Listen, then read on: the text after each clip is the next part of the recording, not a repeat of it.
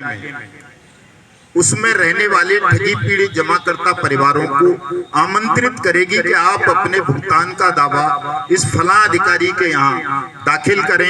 ये आपका पैसा आपकी जमा राशि के 2 से 3 गुना 180 दिन में आपको वापस करेगा। कानून बन गया साथियों, लेकिन केवल कानून बन जाने से काम नहीं चला करते हैं। कानून को क्रियान्वित कराने के लिए भी संघर्ष की आवश्यकता होती है, क्योंकि हम जिस देश में रहते हैं वो ऐसा देश है कि यहाँ अगर बालक रोए ना तो माँ भी दूध नहीं पिलाती जल्दी से उसको। वो सोचेगी खेल रहा है, सो रहा है, सोने दे, अपना बातों में लगी रहेगी या और काम धंधे करती रहेगी, लेकिन दूध नहीं पिलाएगी। जब रोएगा, चीखेगा, चिल्लाएगा तब कहीं जाकर दूध पिलाएगी। हमको ये कमी महसूस हुई कि हमारे जो ये 42 करोड़ ठगी पीड़ित जमाकर्ता परिवार हैं देश भर में, ये रो नहीं रहे कहीं, ये चीख नहीं रहे, चिल्ला नहीं रहे इस कानून के क्रियान्वयन के लिए या अपना भुगतान मांगने के लिए। अगर कहीं कहीं छिटपुट कोई आंदोलन हो भी रहा है तो वो अलग अलग मंचों से हो रहा है, सही दिशा में नहीं हो रहा। नहीं तो ज्यादातर लोग घुट घुट के अपने अंदर मर रहे थे साहब, स्थिति ये थी। तो हमें एक प्रेरणा मिली कि हमें इसके लिए एक मंच तैयार करना चाहिए, एक संगठन तैयार करना चाहिए जिस पर तमाम ठग कंपनीज और ठग क्रेडिट कोऑपरेटिव सोसाइटीज के पीड़ितों को जोड़ा जाए और इस लड़ाई को सामूहिक लड़ाई बनाकर इस सबकी पीड़ा को सामूहिक स्वर दिए जाएं। तो सरकार हमारे इस विषय को, इसकी संवेदनशीलता को गंभीरता से लेगी और ये कानून क्रियान्वित हो जाएगा तो सबका भला हो जाएगा, सबका पैसा मिल जाएगा। हमने इसके लिए एक प्रयास आरंभ किया, 2, 4, 6 लोग थे जब ये प्रयास आरंभ किया, लेकिन साहब आज धीरे धीरे मैं देख रहा हूं कि लाखों लोग हमारे संगठन से जुड़ चुके हैं। लाल सौंठ हमने तो कभी सुना भी नहीं था, हमें तो ये पता था साहब हमारे वहाँ गुड़ बनाते हैं, सौंठिया गुड़ बोलते हैं उसको, उबलते हुए गुड़ में सौंठ मिला देते हैं तो बड़ा स्वादिष्ट हो जाता है, बड़ा टेस्टी बन जाता है, महंगा भी हो जाता है। ये नहीं पता था किसी जगह का नाम भी लाल सौंठ होगा और वो इतनी मीठी और इतनी बढ़िया जगह होगी कि मेरी जो ये 1 साल का मिशन भुगतान भारत यात्रा कार्यक्रम का अनुभूति है उसमें एक अलग ही 4 चांद जोड़ देगी मेरी अनुभूतियों में, मुझे इतना गौरवान्वित कर देगी। तो आप सबने साहब बड़ा स्वागत सत्कार इस ढंग से किया है कि मुझे डर भी लग रहा है कि आपने इतनी बड़ी जिम्मेदारी मेरे कंधों पर डाल दी है, ऐसे ऐसे गीत लिख दिए हैं कि अगर ये पूरे नहीं कर पाया मैं तो कहीं मुंह छिपाने को जगह भी नहीं मिलेगी साहब। मदन लाल जी संघर्ष करो, हम तुम्हारे साथ हैं। आजाद साहब संघर्ष करो, हम तुम्हारे साथ हैं। संसार में स्वयं परमात्मा भी अगर अवतरित होके आते हैं तो एक नई व्यवस्था देने के लिए आते हैं साहब, और उनको भी संगठन की, सेना की, अगर हम कबीर साहब और रविदास साहब की बात करें, नानक साहब की बात करें, तो ऐसे संत महात्मा गुरुजनों को भी सत्संग मंडल बनाने की आवश्यकता पड़ी है अपने अपने विचार की स्थापना करने के लिए।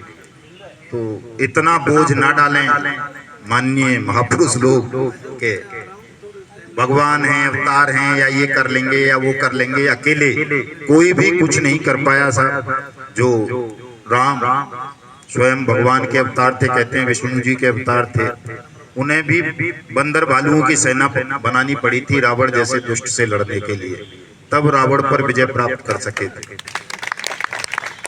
भगवान श्री कृष्ण, उनके विषय में कहा जाता है कि वो सबसे ज्यादा शक्तियों के साथ अवतरित हुए थे पृथ्वी पर। उनसे भी जब अकेले से काम नहीं बना, वो नारायणी सेना से भी काम नहीं चला, तो वो हस्तिनापुर आए और इनको 5 पांडवों को भी साथ मिलाया और पता नहीं 5 या 6 अछौनी दल भी लेकर के आए, तब जा करके पूरा वो महाभारत रचवाया और सबका सारे दुष्टों का नाश करवाया।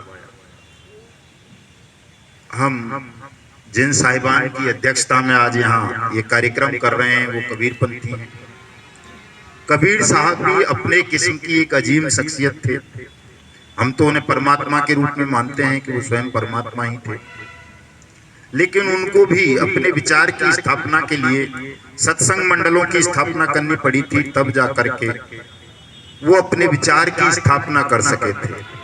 कुछ लोग कहते हैं कि साहब अभिव्यक्ति की स्वतंत्रता हमें हमारे संविधान में दी गई है। ऐसा नहीं है। जो लोग लड़ने की प्रवृत्ति के होते हैं या जिनको परमात्मा नई व्यवस्था बनाने के लिए भेजते हैं, वो किसी संविधान की, कानून की, इन सब चीजों की परवाह नहीं करते कि उनके पक्ष में कोई कानून खड़ा है या नहीं खड़ा है, कोई सेना खड़ी है या नहीं खड़ी है। वो अकेले ही चल निकलते हैं। मुगल काल था साहब, वो जब कबीर साहब पैदा हुए दुनिया में, मुगलों का शासन था हिंदुस्तान में।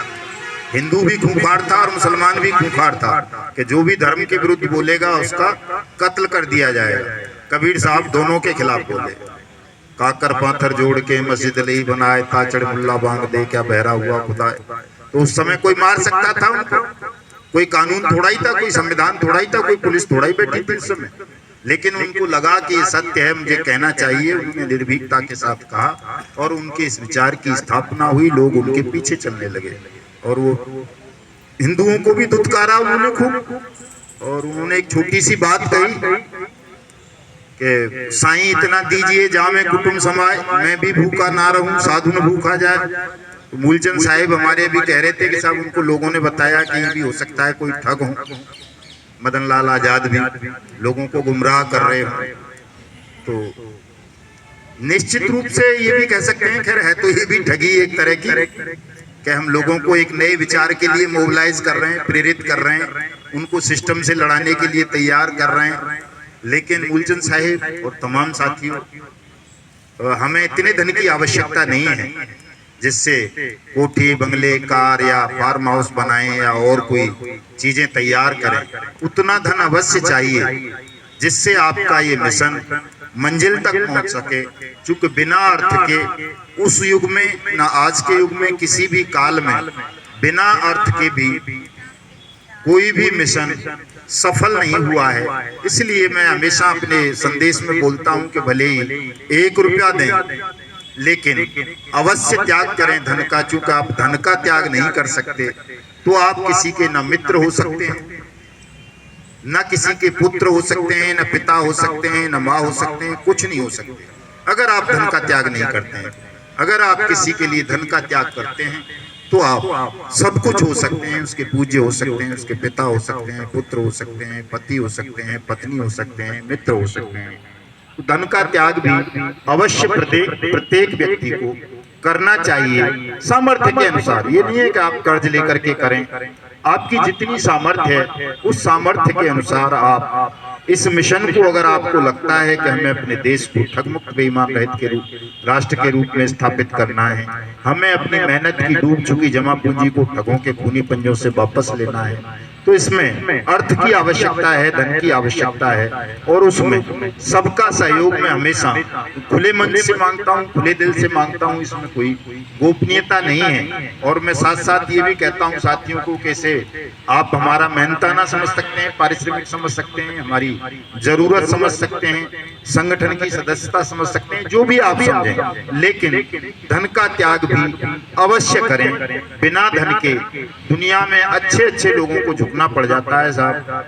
महाभारत से अगर आप उदाहरण लेंगे तो भीष्म जैसा ज्ञानी, विद्वान, बलवान व्यक्ति कोई नहीं था, लेकिन उसके पास अर्थ नहीं था, कंगला था। अर्थ के लिए उसने किसकी गुलामी की? दुर्योधन जैसे व्यक्ति की गुलामी की, उसका हुक्म माना और अंततः उसे अपने प्राण त्यागने पड़े महाभारत के युद्ध में। द्रोणाचार्य से बड़ा बताते हैं उस वक्त आचार्य